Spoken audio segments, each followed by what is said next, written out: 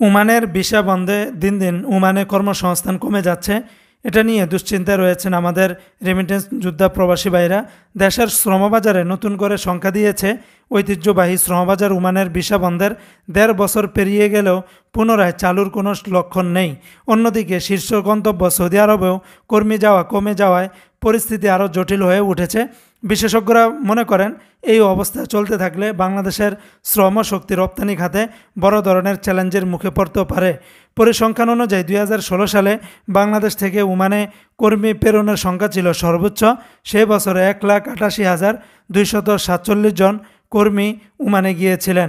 Corona মহামারীর ধাক্কা কাটিয়ে উঠলেও ২০২২ সাল থেকে ভিসা বন্ধের পূর্ব পর্যন্ত প্রায় ৩ লক্ষ কর্মী ওমানে পাড়ি জমিয়েছিলেন।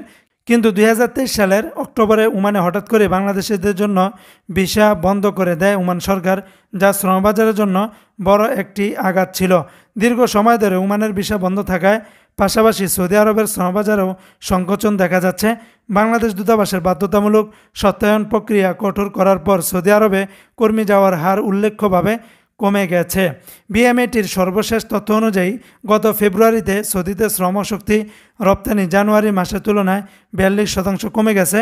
সামগ্রিকভাবে দেশের শ্রমশক্তি রপ্তানি আগের মাসের চেয়েও ৩৬%-এরও বেশি কমে গিয়েছে। শ্রমিক নিয়োগকারী সংস্থাগুলি এই পরিস্থিতিকে বাংলাদেশের শ্রমবাজারের অতিরিক্ত সৌদি আরব নির্ভরতার ফল হিসাবে দেখছেন। তারা বলেছেন, অন্যান্য শ্রমবাজারগুলোতে কর্মসংস্থানের সুযোগ সংকুচিত হয়ে যাওয়ায় সৌদি আরবের উপর এই মাত্রাতিরিক্ত নির্ভরতা ঝুঁকিপূর্ণ হয়ে উঠেছে।